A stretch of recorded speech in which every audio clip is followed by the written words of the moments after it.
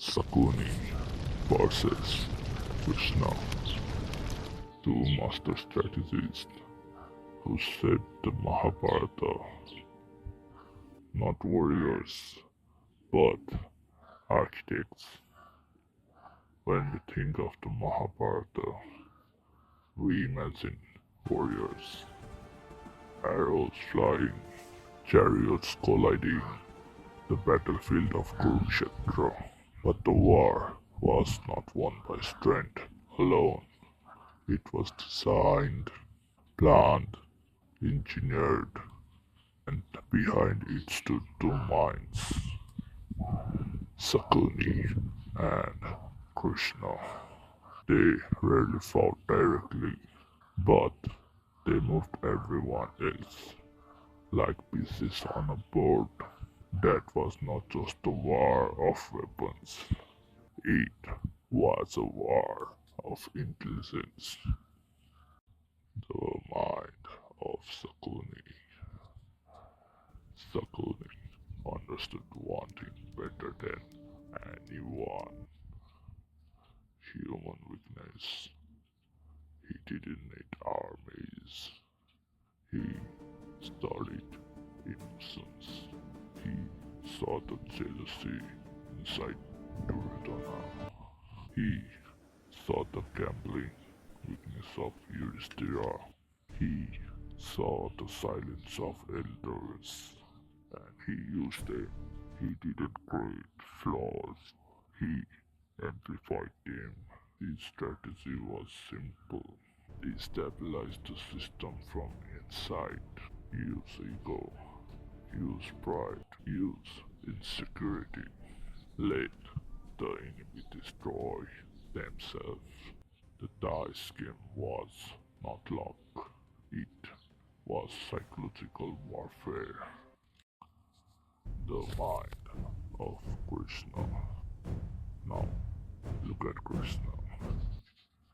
Krishna did not gamble. Krishna guided, but don't mistake guidance for passivity. Krishna was also strategic. He negotiated peace before war. He offered himself weaponless. He became Arjuna's charioteer instead of fighting as a king. Why? Because influence is stronger than position. He understood Dharma, but he also understood reality. When rules protected our Dharma, Krishna bent rules. Bhishma fell because of strategy. Karna fell because of psychological maneuvering. Karna fell because of timing. Krishna did not fight with weapons. He fought with moments. Manipulation versus Dharma. Here is the key difference. Shakuni's strategy came from revenge and resentment. Krishna's strategy came from restoration of balance.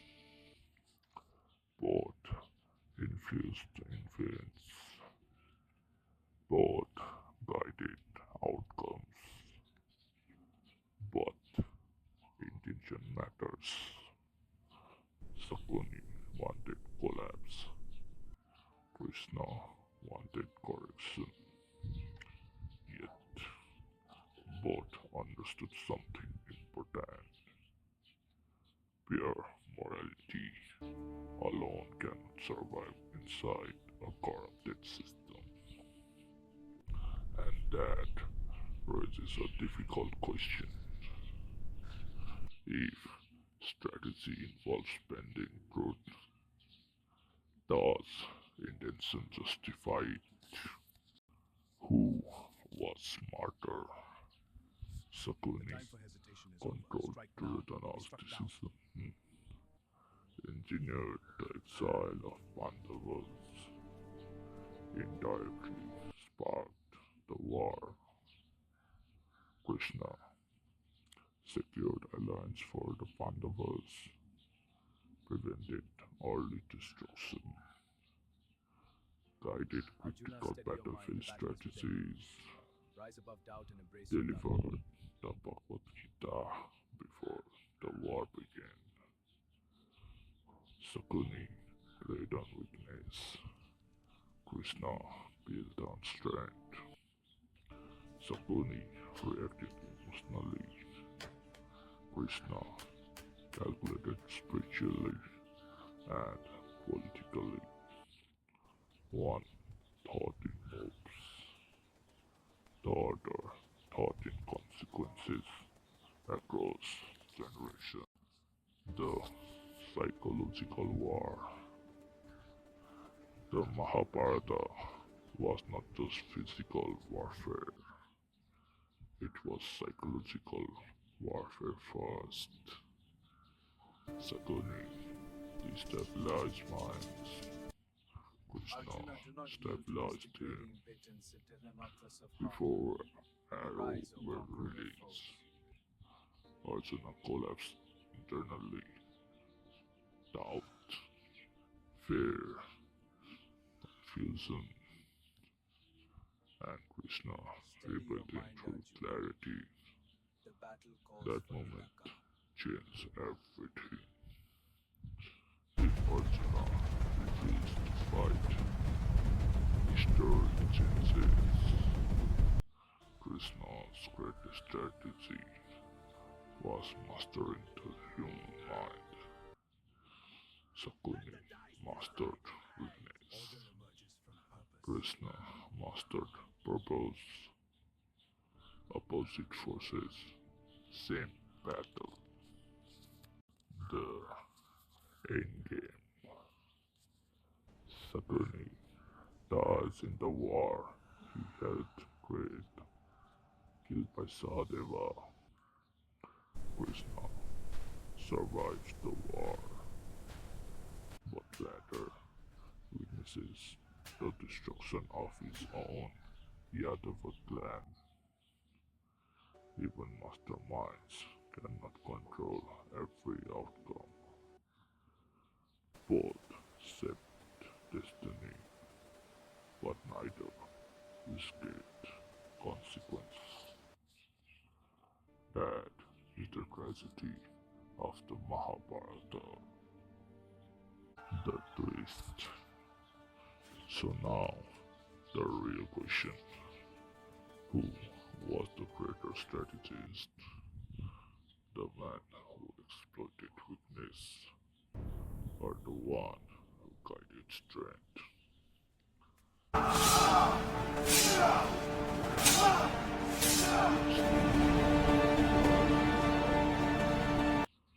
But both understood one truth.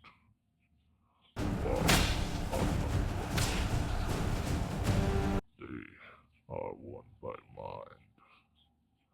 And sometimes the quietest person in the room is the most dangerous. But here is something deeper. What if Shakuni was not the villain? What if he was simply doing what his father told him to do? What if he was carrying a promise, a final command, a revenge that was never truly his own, but inherited? If that is true, then everything changes.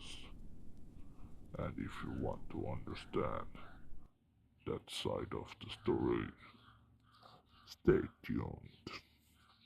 Because the real story of Shakuni might not be about evil, it might be about obedience.